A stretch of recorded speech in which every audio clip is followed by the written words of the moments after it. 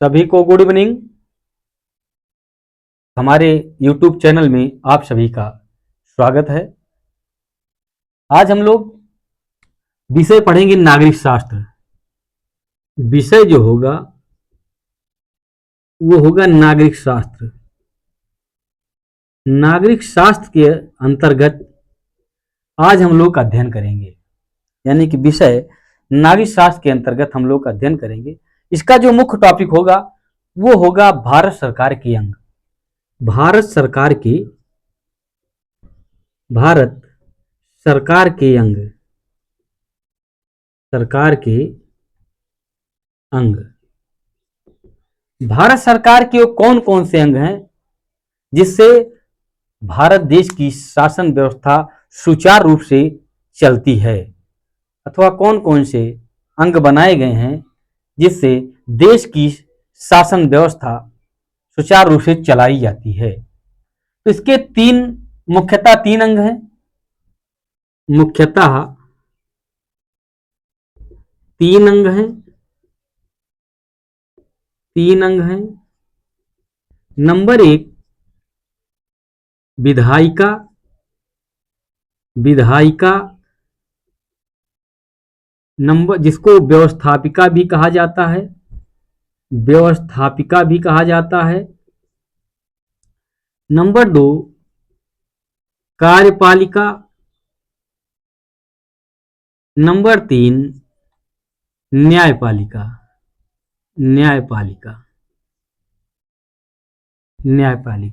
ये इन तीनों अंगों का अलग अलग कार्य क्षेत्र है। जिसे विधायिका का कार्य क्षेत्र हो गया, इसका कार्य है कि कानून बनाना। विधायिका का कार्य जो है वो है कानून बनाना, देश में कानून बनाना।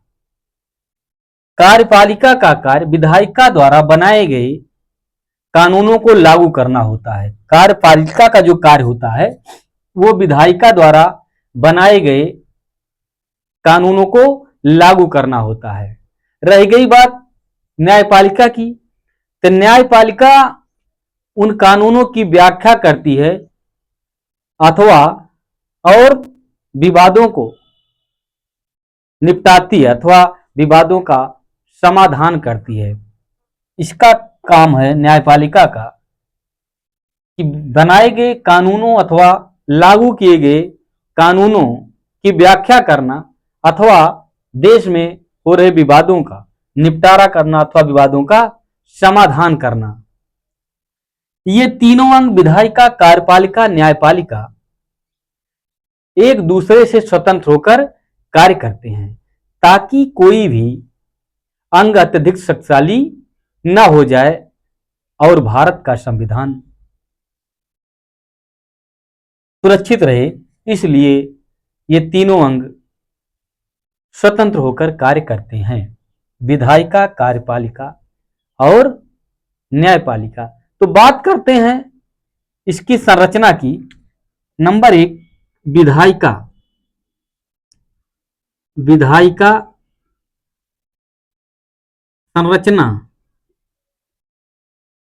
संरचना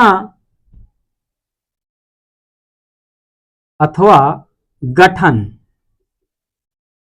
अथवा इनके गठन की बात करते हैं। देखिए इसमें कह रहा है कि भारत में संघ की विधायिका को संसद कहते हैं। भारत में संघ की विधायिका को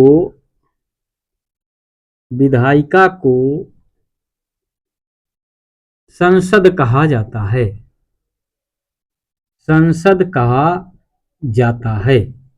विधायिका को संसद कहा जाता है या कहते हैं, जिसमें राष्ट्रपति, राज्यसभा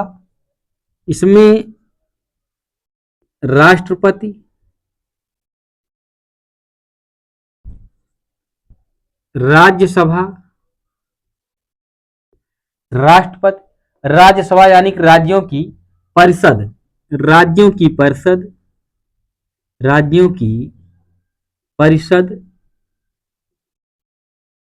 की परिषद और लोकसभा यानी लोगों का सदन, और लोकसभा जिसे लोगों का सदन कहा जाता है, लोगों का सदन से लोगों का सदन शामिल होता है, यानी कि शामिल है। भारत में संघ की विधायिका को संसद कहा जाता है। इसमें राष्ट्रपति, राज्यसभा यानी राज्यों की परिषद और लोकसभा लोगों का सदन शामिल है। राज्य स्तर पर यह राज्य विधायिका कहलाती है।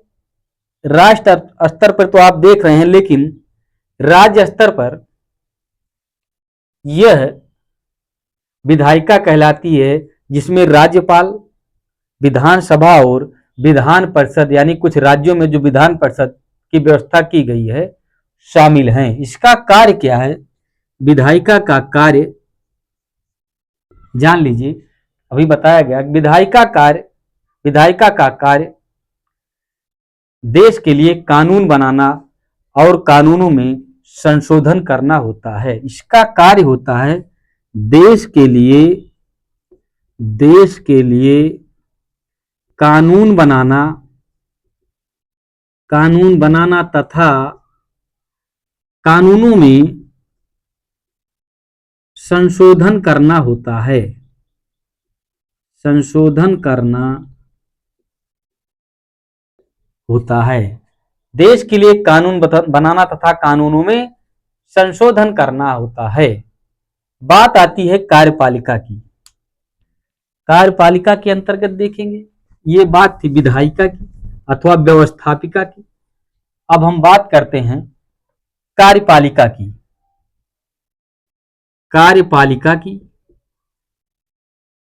कार्यपालिका संरचना अथवा गठन के बारे में, कार्यपालिका संरचना, इसमें राष्ट्रपति, प्रधानमंत्री, मंत्रिमंडल और अन्य सरकारी अधिकारी शामिल होते हैं। इसमें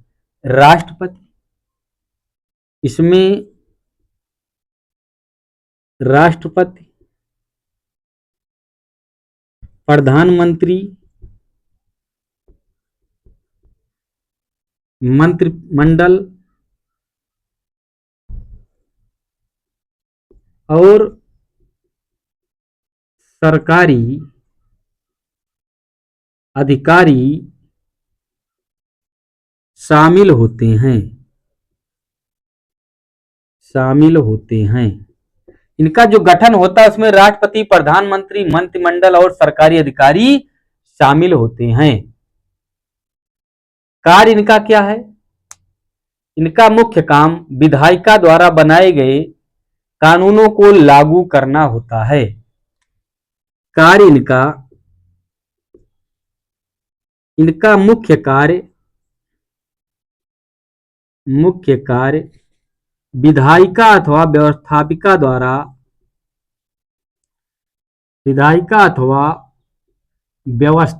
द्वारा बनाए गए कानूनों को लागू करना होता है। कानूनों को लागू करना होता है। कानूनों को लागू करना होता है। ये कार्यपालिका का कार्य। विदेश की विदेश नीति भी बनाती है। यह देश की विदेश नीति भी बनाती है। विदेश नीति भी बनाती है। कार्यपालिका देश की विदेश नीति भी बनाती है। अन्य देशों के साथ संधियों पर हस्ताक्षर करना और देश की अखंडता को बनाए रखना, यह कार्य कार्यपालिका के अंतर्गत आता है। तो कार्यपालिका का कार्य हो गया। अब हम लोग देखेंगे न्यायपालिका। न्यायपालिका के अंतर्गत कौन कौन से कार्य होते हैं? न्यायपालिका के अंतर्गत तीसरा अंग न्यायपालिका न्यायपालिका का कार्य क्या है, इसका गठन कैसे होता है, गठन यानी कि संरचना, गठन कैसे होता है, इसकी संरचना एक पिरामिड की तरह है, यानी त्रिभुजाकार है। इसकी संरचना, इसका गठन की संरचना एक पिरामिड की तरह है, एक पिरामिड की तरह है, एक पिरामिड की, जिसमें सबसे ऊपर, जिसमें सबसे ऊपर सर्वोच्च न्यायालय, सर्वोच्च न्यायालय या उच्चतम न्यायालय, या उच्चतम न्यायालय या सुप्रीम कोर्ट होता है। सर्वोच्च न्यायालय के नीचे उच्च न्यायालय, उसके बाद उच्च न्यायालय, उच्च न्यायालय तथा सबसे निचला सदन यानी सबसे निचला न्यायालय, सबसे निचला या सबसे छोटा न्यायालय जिला न्यायालय या अधीनस्थ न्यायालय होता है। जिला न्यायालय या अधीनस्थ न्यायालय आता है, अधीनस्थ न्यायालय आता है। इसका जो गठन होता है 3 न्यायालयों पर निर्भर करता है। पहला सर्वोच्च न्यायालय, दूसरा उच्च न्यायालय, तीसरा जिला न्यायालय। कार्य इसका क्या है, कार्य देखते हैं, कार्यपालिका का कार्य देखते हैं।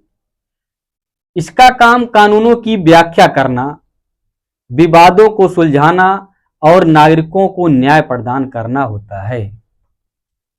इसका कार्य कानूनों की व्याख्या करना, कानूनों की व्याख्या करना तथा विवादों को सुलझाना, तथा विवादों को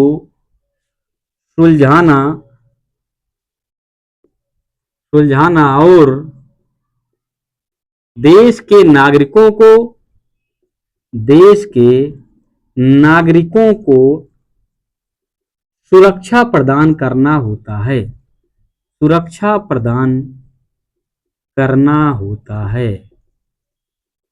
सुरक्षा प्रदान करना होता है।